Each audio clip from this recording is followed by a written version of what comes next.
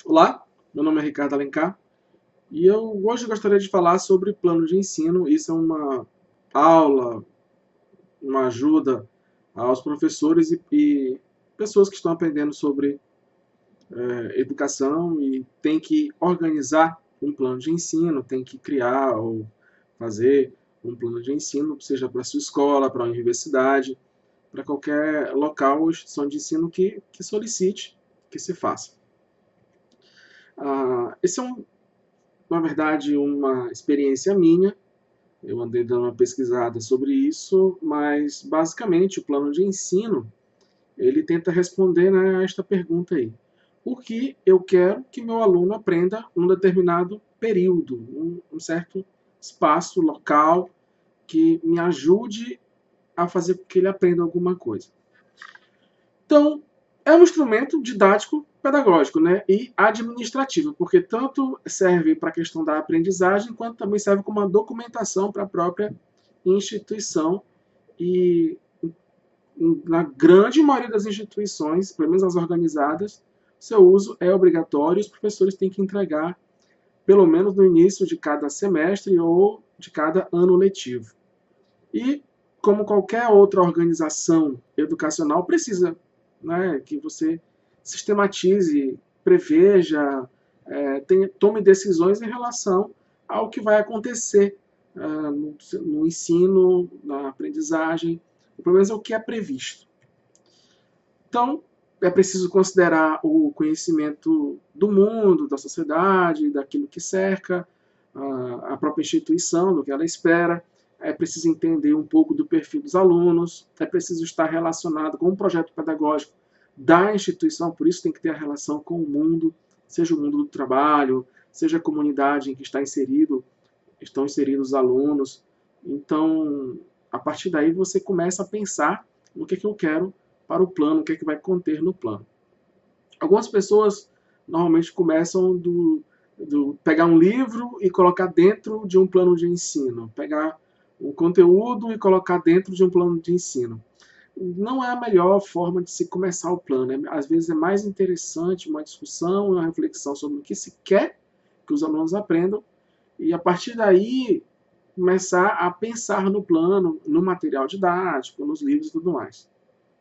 Mas aí a ordem, cada um vai escolher a melhor ordem que deseja. Basicamente, planejar é uma previsão, né, de algo mais geral, no caso do plano de ensino, o anual, o semestral, uma coisa mais geral, para as atividades que serão realizadas numa matéria, numa disciplina, em algo específico, durante um certo período. E isso é importante, porque não adianta você não planejar, simplesmente chegar na sala de aula e começar a fazer qualquer coisa. Não tem sentido, não tem economia no seu tempo, não tem economia no tempo dos alunos, então não é uma coisa muito interessante. Nós vivemos numa estrutura real em que o tempo e o espaço são bem delimitados e para isso é preciso um certo nível de planejamento. É claro que em algumas situações pode-se chegar completamente sem nenhuma ideia didática pedagógica, mas até isso daí também já é uma forma de planejar. Não, eu vou deixar em aberto, o que os alunos quiserem aprender, eles vão aprender, o que quiserem estudar, vão estudar. Isso acontece em algumas situações, mas não é a regra geral. A escola precisa ser deliberada, a universidade ou qualquer instituição de ensino tem uma ação pensada e deve ser concretizada, né, a partir desse pensamento inicial, desse planejamento, desse plano inicial. E aí perguntas como o que, para que, como, com o que ensinar e resultados esperados, o que pode se ter de objetivos alcançados. Né? E a partir dessas perguntas genéricas, né, o que ensinar, para que ensinar, como eu vou ensinar, com o que eu vou ensinar, às vezes por que eu vou ensinar, porque dependendo da estrutura precisa ter a justificativa. A resposta vão ser os objetivos que eu vou colocar, os conteúdos que eu vou abordar, a metodologia que eu vou utilizar, forma de avaliação, recursos didáticos, tudo isso vai estar relacionado nessa resposta para o seu plano, seu planejamento de ensino. fica um questionamento. Após essa aula, eu gostaria, se você puder colocar aqui nos comentários, qual você acha que é a importância do planejamento para a prática docente, né? Você pode até pausar o vídeo agora e colocar a sua resposta e voltar a assistir, até para você também se conhecer um pouco, o que você pensa sobre planejamento, e a partir daí assistir todo o resto desta aula e entender um pouco mais sobre planejamento de ensino, tá? Então, pausa, coloca aqui a resposta, ou então no final você coloca, eu vou agradecer e vou responder na medida que forem aparecendo. Vamos pensar então nessa estrutura, né, desse processo do planejamento educacional de uma forma geral. No nosso país nós temos várias instituições maiores, instituições de nível nacional, né, instituições federais, que pensam, que planejam, que organizam a educação no país. Então, lá, dessas instituições mais globais, ou nacionais, podemos dizer melhor, nós temos leis e parâmetros ou bases nacionais, né, como está sendo construído agora, que tendem, né, que organizam a educação no país. A partir daí, o projeto escolar, o plano escolar, vai começar a se relacionar com essas leis, com esses parâmetros. Existe uma certa liberdade, né, na escola para se adaptar a essas leis, mas não pode ferir as leis do país, ou pelo menos tem que procurar se basear nesses parâmetros, nessas bases, né, se fundamentar nessas bases, para concretizar a educação. A partir daí, desse plano escolar, nesse projeto que também é um projeto político, no sentido do bem-estar, de colocar o bem comum, né, das pessoas que estão frequentando a escola, se cria uma proposta curricular. Dessa proposta curricular, dentro existem diversas disciplinas, e essas disciplinas, esse conteúdo específico para cada área de saber, existem planos de curso. O que vai acontecer naquele curso, daquela disciplina? Ou então, dentro daquela disciplina, existem subdivisões bimestrais, semestrais, em que eu tenho unidades dentro dessas divisões temporais. E aí eu vou planejar cada unidade e vou organizar um cronograma, como vai acontecer isso ao longo do período, ao longo do tempo, né? A partir daí eu tenho semanas e dias, né? Na semana eu vou abordar isso, no dia eu vou abordar isso. Essa estrutura ela é pensada de forma, né, do macro para o micro. É claro que assim, no dia a dia, o plano de aula ele acaba não acontecendo assim todos os dias, ter todos os planos de aula. É muito difícil a gente encontrar alguém que tenha tempo de fazer isso. Então existe pelo menos uma programação semanal ou uma programação por unidade, tá? Então tem essas divisões. Ter todos os planos de aulas escritos não é tão simples de acontecer, mas pelo menos existe uma programação mental, um modelo mental de como vai ser a aula durante mais ou menos a semana.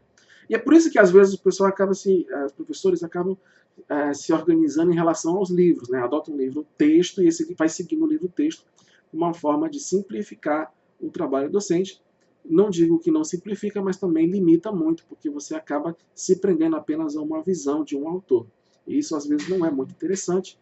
É mais interessante você ir trabalhando diversos autores ao longo do curso, claro que usando um livro-texto, se for o caso, mas procurando trazer outros elementos, outros conhecimentos de outros autores, até para enriquecer o seu curso.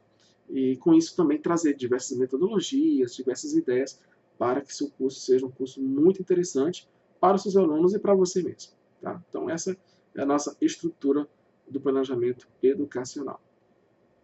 Bom, a prática docente se constitui, né, num processo de ensino-aprendizagem e ao professor compete desenvolver pelo lado do ensino a tentativa de uma aprendizagem e aí ele vai ter que planejar, executar e avaliar esse processo. E isso que é muito interessante porque não adianta só eu planejar e não executar e nem avaliar.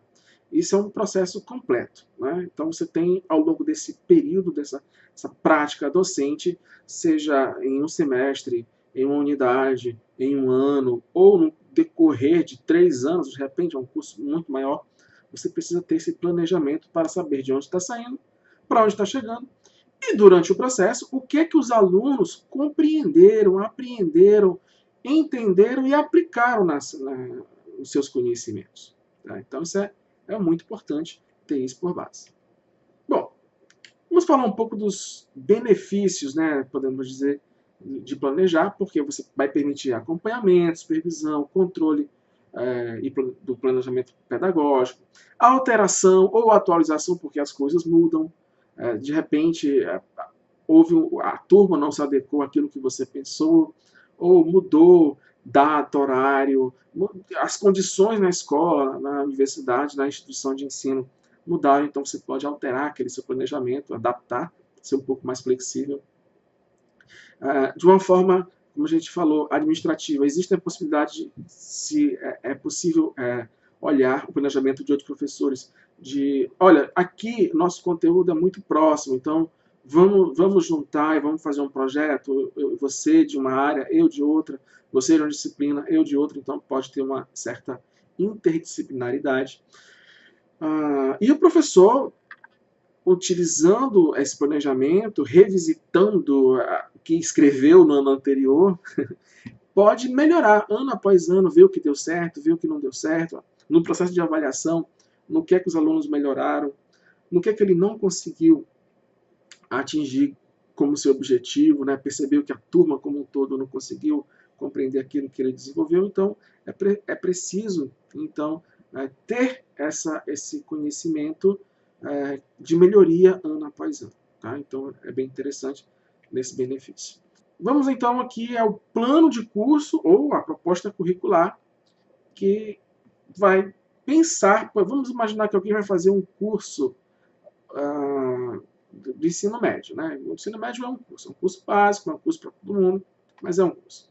Então, qual é a previsão das atividades escolares que vão acontecer naquela área de estudo do ensino médio? Por exemplo, matemática, né? Ou então do componente curricular, né? Física, matemática, português, assim vai. Durante o ano letivo. Mas pode ser também uma disciplina do nível superior, né? Pode ser um conjunto de disciplinas também que são interligadas. Como é que se pode pensar isso? Às vezes está no projeto pedagógico geral, global, do curso, né? Mas vai começando a se especificar, seja para o componente curricular, seja para a série, né? E isso começa a se organizar. Então, nós temos um plano de um curso que vai ser trilhado por todos os professores e alunos. Então, vai nessa perspectiva. Os tipos de planos. Nós temos o plano de aula, como eu já falei, e o plano de unidade, que é um pouco maior. O plano de aula, eu tenho uma aula aqui, vou deixar o link no final desse vídeo e embaixo também, sobre o plano de aula. E é diário ou semanal, porque fica mais tranquilo. Hoje em dia se adota até o semanal, porque o diário fica muito complicado de ter realmente, né? Não é uma coisa tão simples. Então é mais preciso possível, muito pontual, né? É para aquele dia, ou então para aquela semana. Sempre esse plano de aula vai estar ligado com um plano de curso mais global. Tá? Então é para aquela aula ou para aquela semana, aquele conjunto de aulas. Às vezes pode pensar numa sequência didática, um conjunto de aulas lá, 4, 5, em que vai colocar na sala de aula, trabalhar-se com algumas metodologias, alguns conteúdos, para que consiga atingir um objetivo bem específico. Tá? Vamos imaginar assim, no ramo da matemática, vamos colocar aqui o aluno para que consiga reconhecer diversos tipos de gráficos e consiga criar gráficos do tipo coluna. Tá? Então vai ter um conjunto de aulas, 3, 4 aulas, para fazer esse trabalho e vai dividindo mais ou menos o que vai acontecer nesse conjunto de 3, 4 aulas. Então, a sequência didática. Quando a gente pensa num pouco maior, vamos pensar no bimestre, né? A gente pensa no plano de unidade, né? Que é uma organização um pouco maior e vai se relacionar com o plano de ensino global, né? O plano de ensino de curso, de uma forma muito mais próxima. Tá? Então, é um intermediário entre o específico da semana ou do dia e o global, que é de todo o curso. É um plano de unidade. Muitas vezes, por exemplo, no ensino médio, se divide por bimestre. ou então se acompanha os livros didáticos, unidade 1, unidade 2, unidade 3, unidade 4, que mais ou menos os livros também já viram essa ideia de unidade e colocaram em unidades, se organizaram em unidades. Vamos então à parte prática do plano de ensino, que é justamente cada pedacinho, cada constituinte do plano. A gente vai começar então aqui pela identificação. Tá? A identificação, como está dizendo, vai dizer quem é a instituição, a escola ou a universidade em que você está fazendo ou precisa fazer o plano de ensino. Na modalidade de ensino, seja o nível superior, seja o nível básico, o ano ou o semestre, o nome do curso, o nome, né, o turno, a disciplina, o número de aulas, duração, carga horária semestral, o nome do professor, o número de alunos, dependendo do tipo de plano. Alguns se adaptam, às vezes tem tudo isso, às vezes não precisa de tudo isso. Depende muito da instituição, às vezes ela diz qual é a identificação que precisa. Então a gente está aqui um exemplo, né? Um curso de enfermagem. Ciências Básicas da Saúde, que é o departamento, a disciplina Anatomia Humana, primeiro semestre, o ano é de 2010. O professor responsável, nós temos uma carga horária aí de 20 semanas, 6 aulas por semana, um total de 120. Então, temos aí a identificação. Tá? Então, normalmente, até o próprio curso ou a instituição já fornece. Então, você vai colocar os dados principais. E aí vamos para a ementa, né? A ementa vem do latim ementum, ou pensamento, ideia, que é uma junção de e mens, né?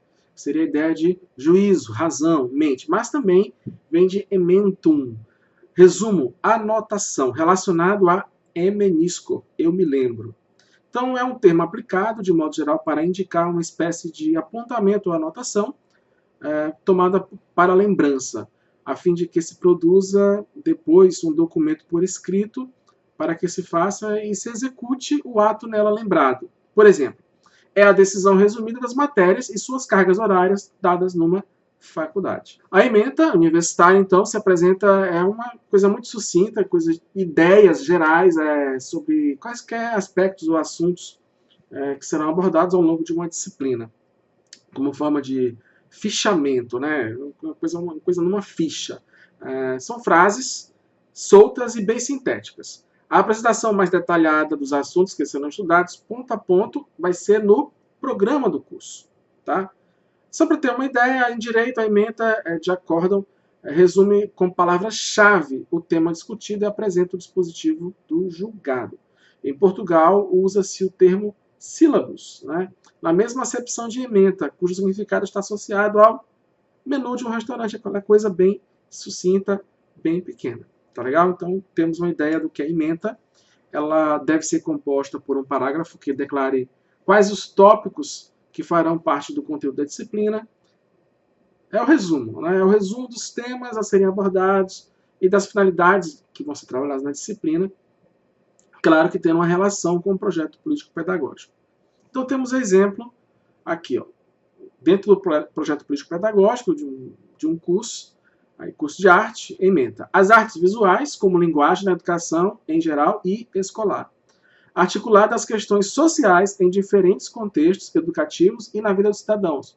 Os recortes significativos das artes visuais. Repare que existe uma divisão, tá? Então, os tópicos essenciais da matéria, daquela disciplina, são apresentadas sob a forma de frases nominais, frases sem verbo.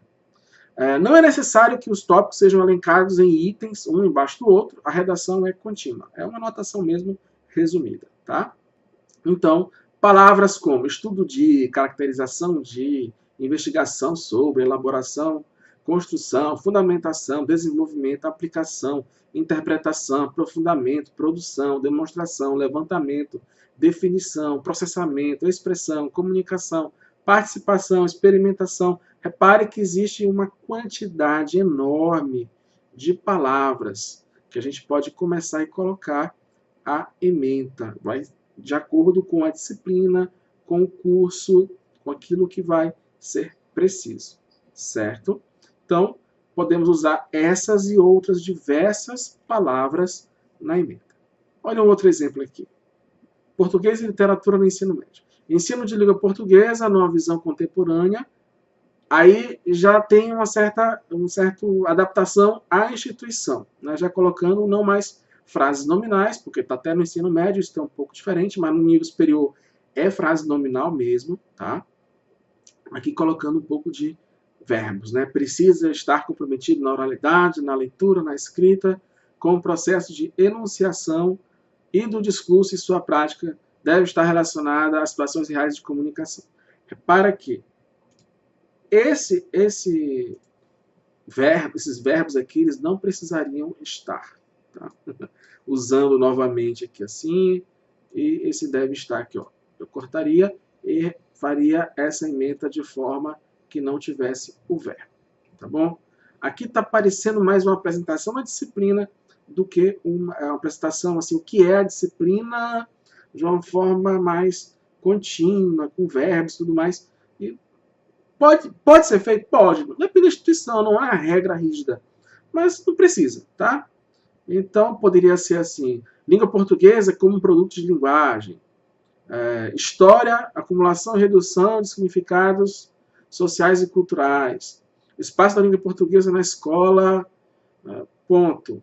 Entendeu? São coisas muito mais simples, não precisaria colocar o uso ético, isso aconteceria no programa, ou então no próprio desenvolver do curso. Língua portuguesa, o seu uso ético e estético poderia também se colocar. Então, repare que seria mais simples até do que está aqui, de forma a ter apenas o resumo daquilo que vai ser de forma mais específica, trabalhada no programa do curso. Tá?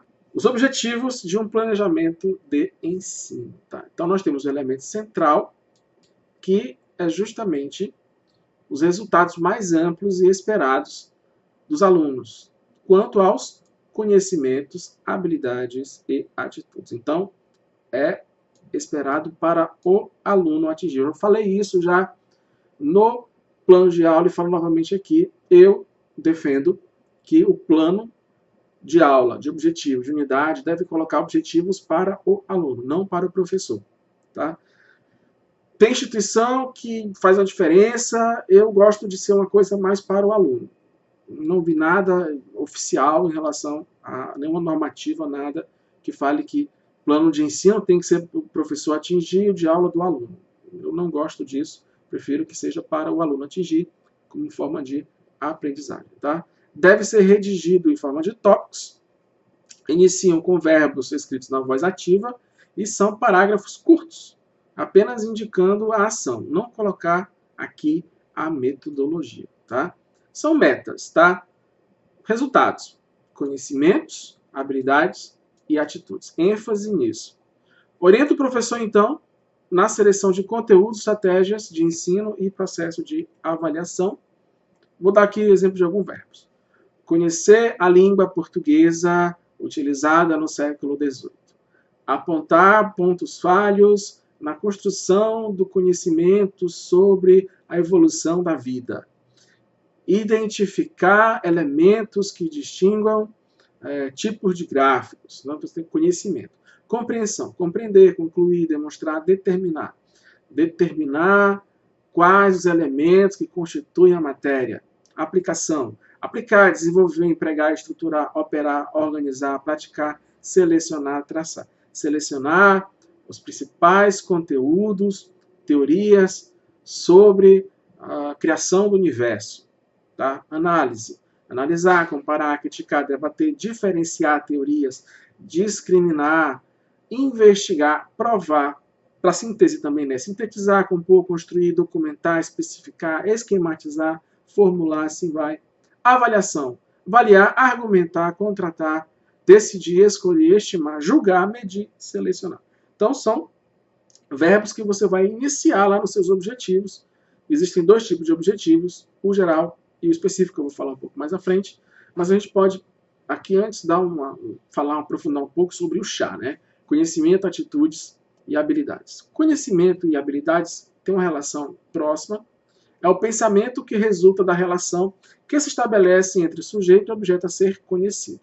Sendo o sujeito e o objeto as informações, fatos, conceitos, princípios, Aplicação desses princípios, teorias, interpretações, análise, estudos e hipóteses.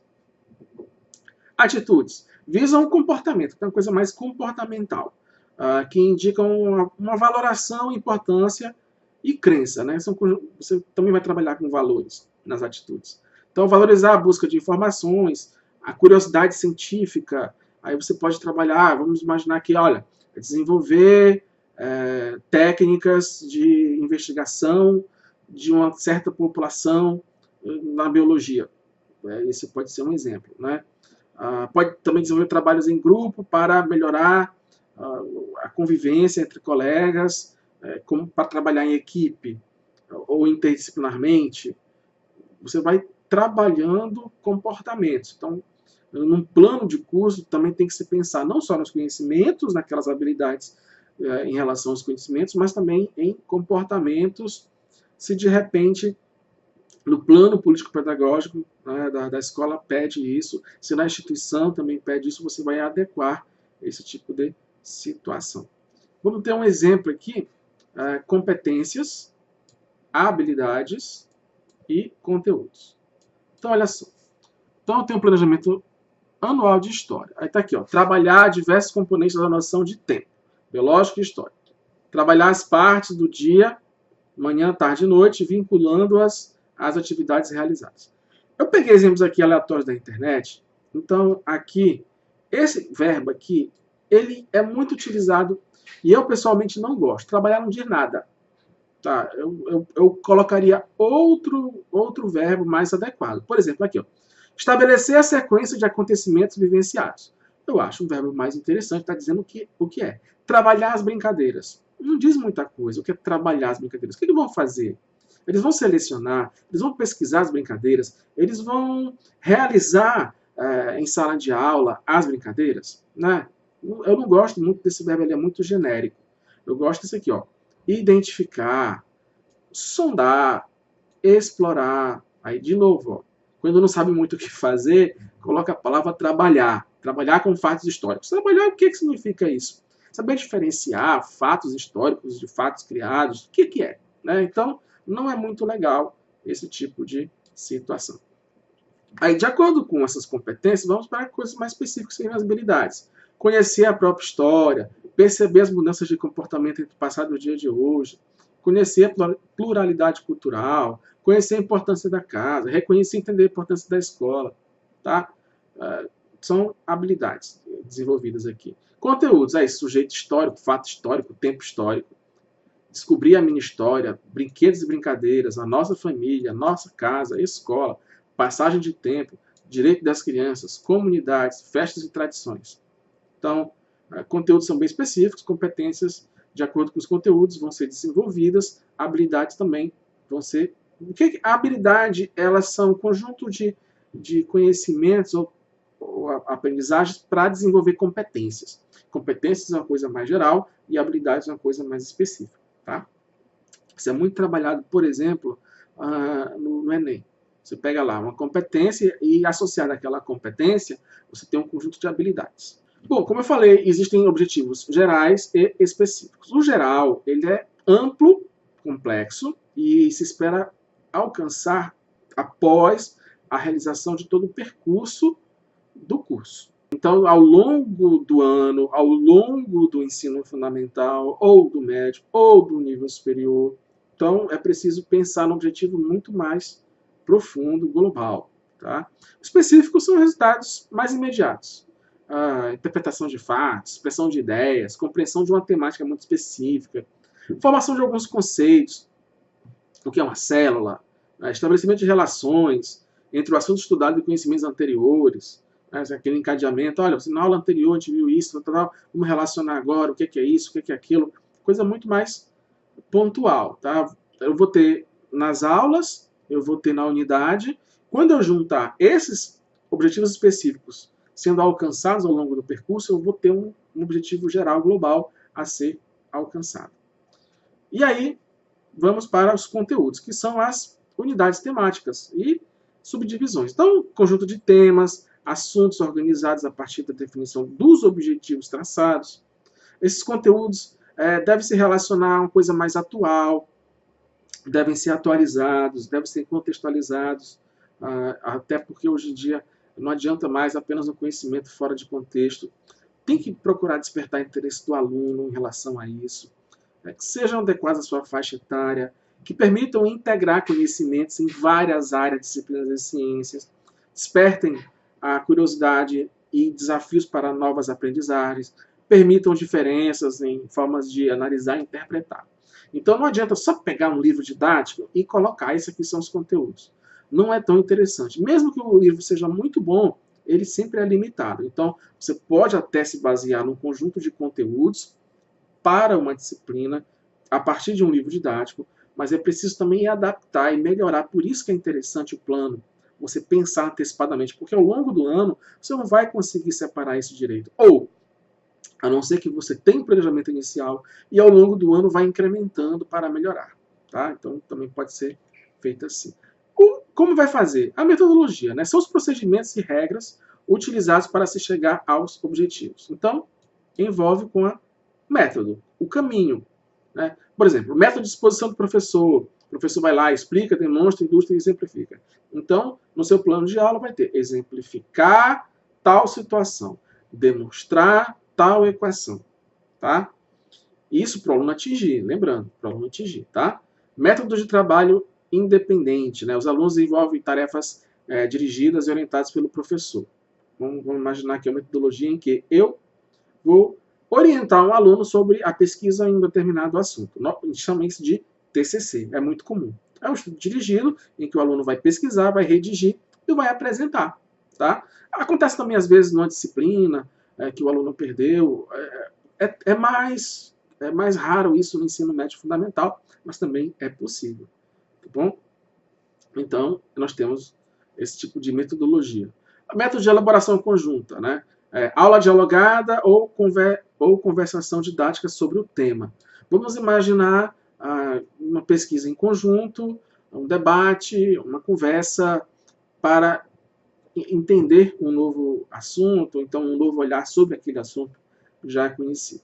Método de trabalho em grupo, né? Alunos em cooperação desenvolvem tarefas propostas pelo professor, comunicam seus resultados ao professor e à classe, estabelece uma conversação, né, entre o professor.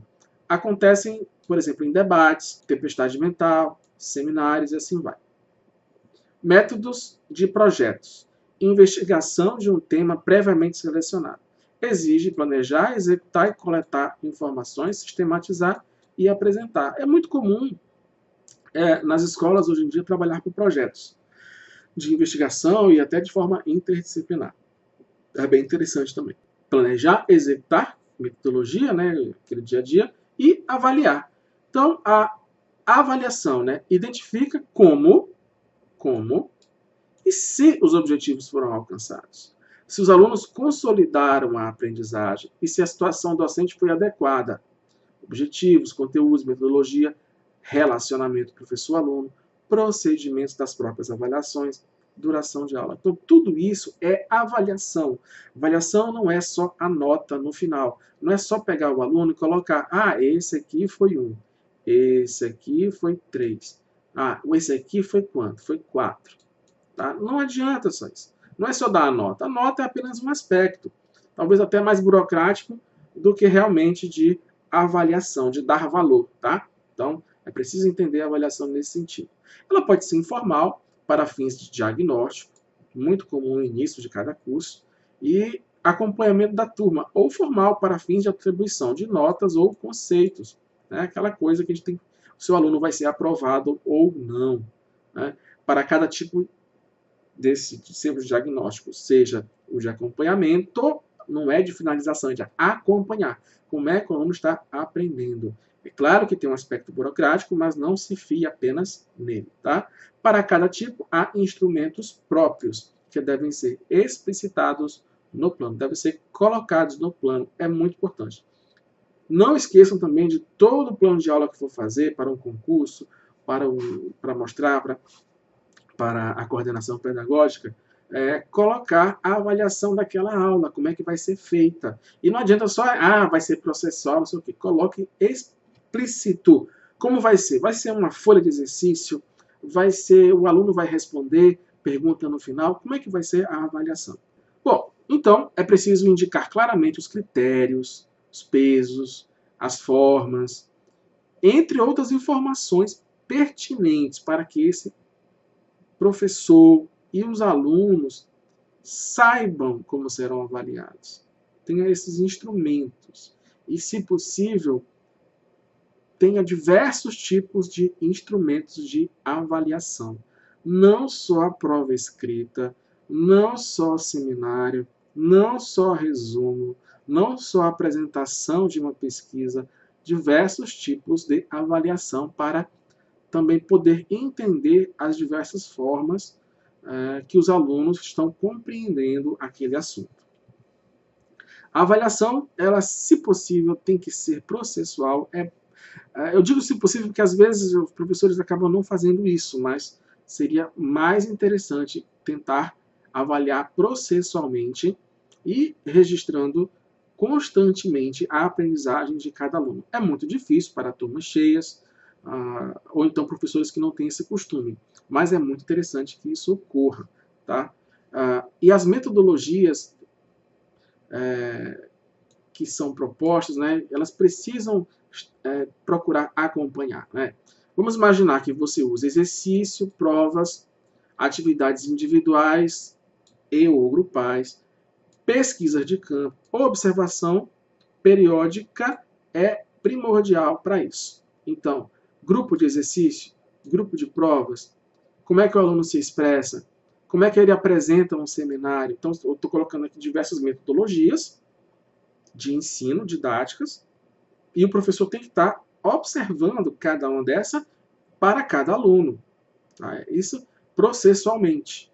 E aí, nosso famoso diário de classe, que às vezes é só para marcar a presença, e infelizmente acaba não trazendo os outros elementos avaliativos processuais. O interessante é que nas séries iniciais ocorre bastante essa avaliação processual, mas infelizmente quando o nível vai indo para o fundamental, o médio e o nível superior, isso acaba se perdendo um pouco, o que é ruim. Mas eu entendo a situação, porque às vezes é muito difícil, mas não é o ideal que isso ocorra. Tá? Então, preciso equilibrar essa situação. Aí existem diversos tipos de formas de avaliar. Aqui apenas alguns para lembrar, mas nada que não possa ser acrescentado. Existem provas, entrevistas. Nas provas escritas, diversos tipos, né? Simples, múltipla escolha, verdadeiro ou falso, consultando, trabalhos e pesquisas individuais ou em grupo, solução de casos objetivos, né? Dado um problema, como é que resolve, uma situação bem específica, é claro.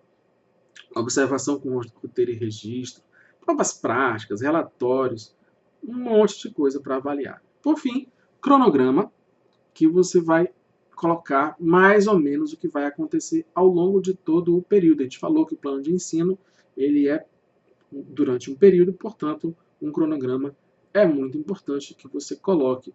Esse aqui é um exemplo, existem diversas outras formas de se colocar cronogramas, então você pode acompanhar isso daí. Legal?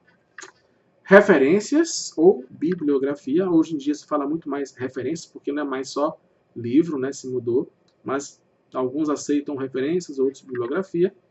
Se conhece a forma BNT, coloca, ou então, de acordo com o próprio local, também não existe uma obrigatoriedade a BNT, dependendo da instituição, existem outras formas de referenciar.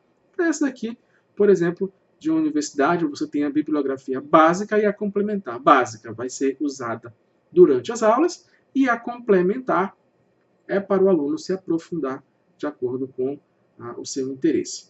Ok? É isso. O plano de ensino, de forma bem rápida, espero que lhe ajude. Evidentemente, você pode pesquisar mais coisas sobre o plano de ensino, mas isso já te dá uma boa base para você construir o seu. Se você gostou, põe aquela resposta lá que eu pedi para vocês no início, para você que está aí me assistindo até agora, um resistente aí da batalha. E eu agradeço. Até a próxima.